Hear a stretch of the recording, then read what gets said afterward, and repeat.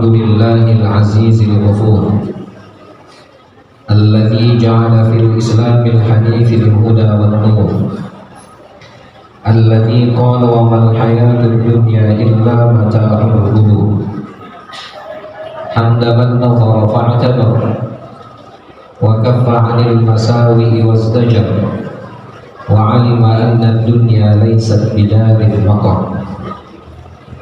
أشهد أن لا إله إلا الله خلق الخلائق وأحكامها وقدر الأعمار وحددها وهو باق لا يفوت وهو حي لا يموت وأشهد أن سيدنا محمدا عبده ورسوله أمر بتذكير الموت والفناء والاستعداد ليوم البعث والجزاء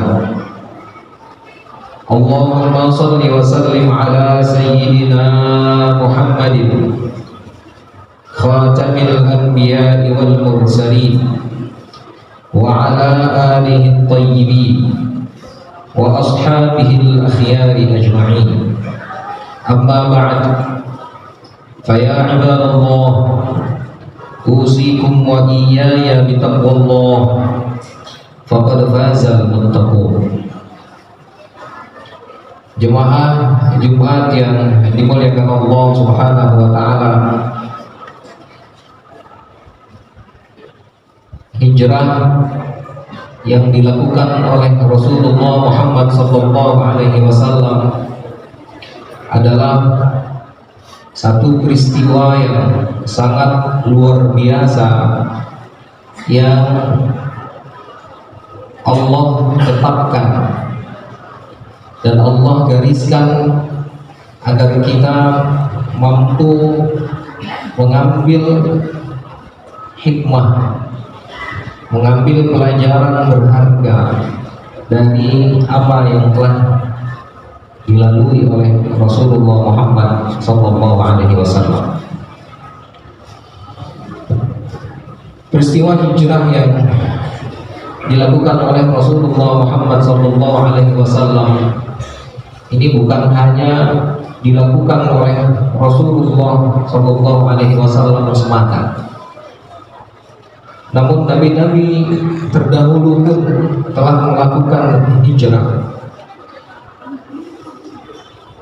Telah dicontohkan Nabi Ibrahim alaihissalam diantaranya, yang ucapannya terkenal dan diabadikan di dalam Al-Quran. Beliau mengatakan, inni muhajirun ila rabbi, bahwa saya hijrah ke hadapan Allah Subhanahu wa ta'ala.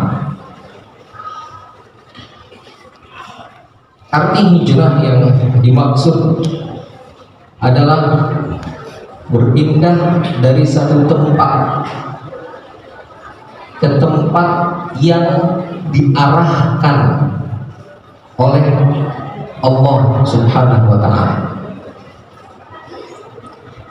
bukan tempat yang dia pilih,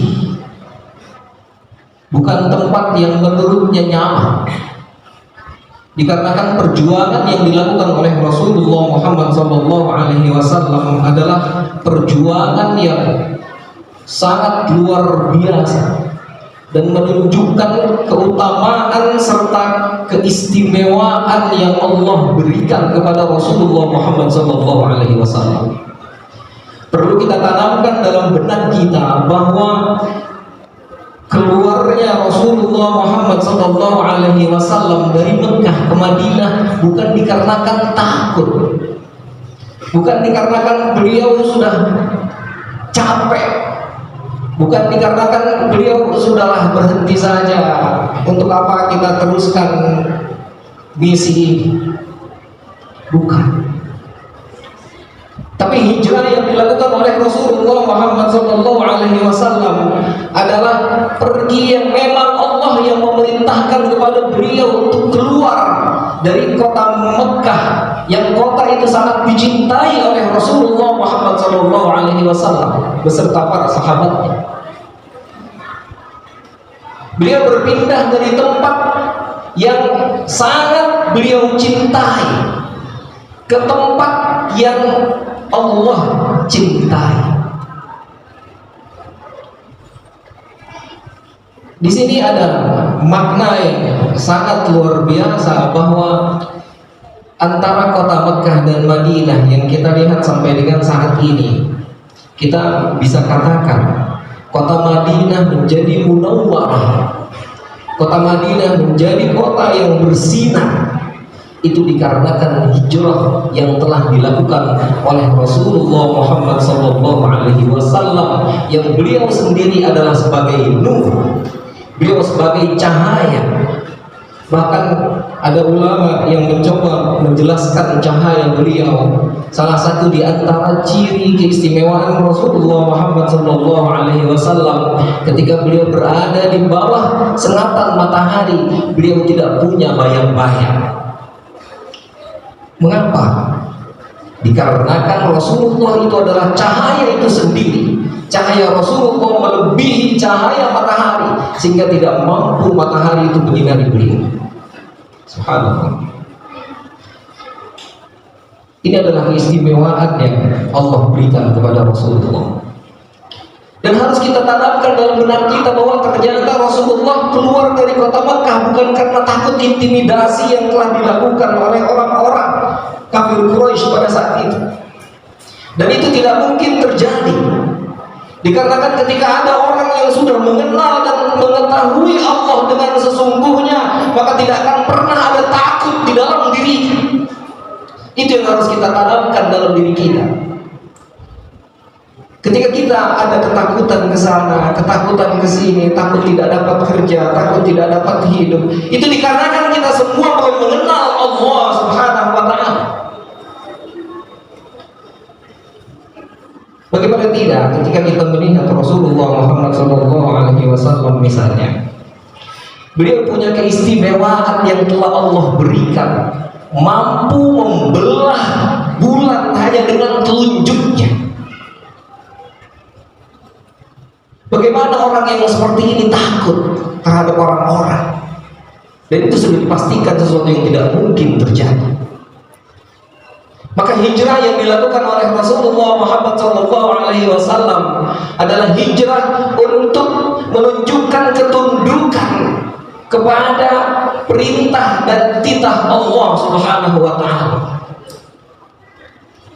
Ternyata Allah punya plan, Allah punya rencana, Allah punya keinginan.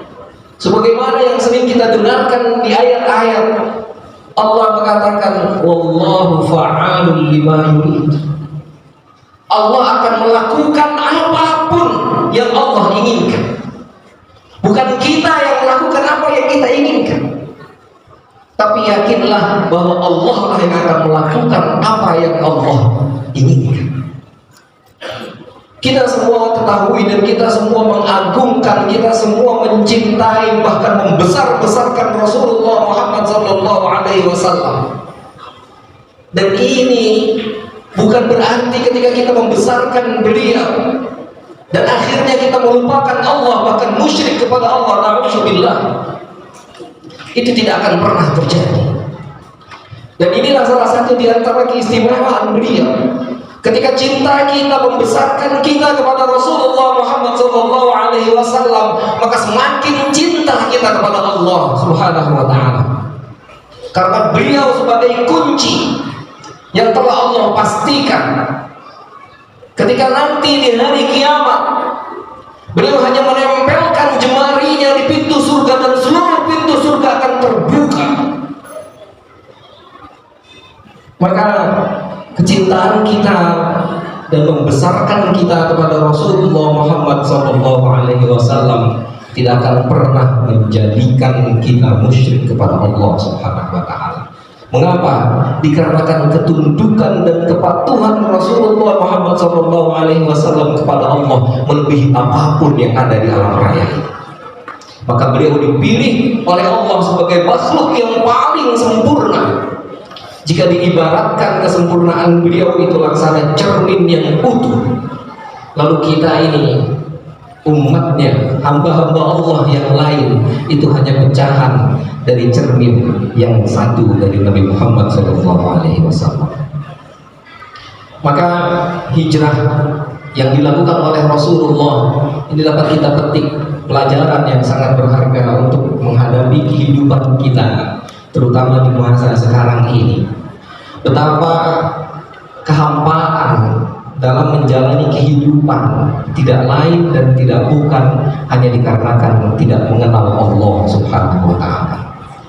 Maka yakinlah, ketika kita mengenal Allah Subhanahu wa Ta'ala, maka kehidupan kita akan nyaman, kehidupan kita akan damai, kehidupan kita akan selalu penuh dengan tuntunan dan akan selalu diberikan hidayah oleh Allah Subhanahu wa Ta'ala. Maka peristiwa hijrah yang dilakukan oleh Rasulullah, seolah-olah kita melihatnya beliau telah diintimidasi dengan demikian hebatnya oleh orang-orang Quraisy pada saat itu, sampai tidak diberi makan, bahkan tidak boleh belanja, bahkan tidak bisa menggunakan uangnya untuk dibelanjakan, tidak laku uangnya. Kita melihat seolah-olah beliau kesulitan dan lain sebagainya.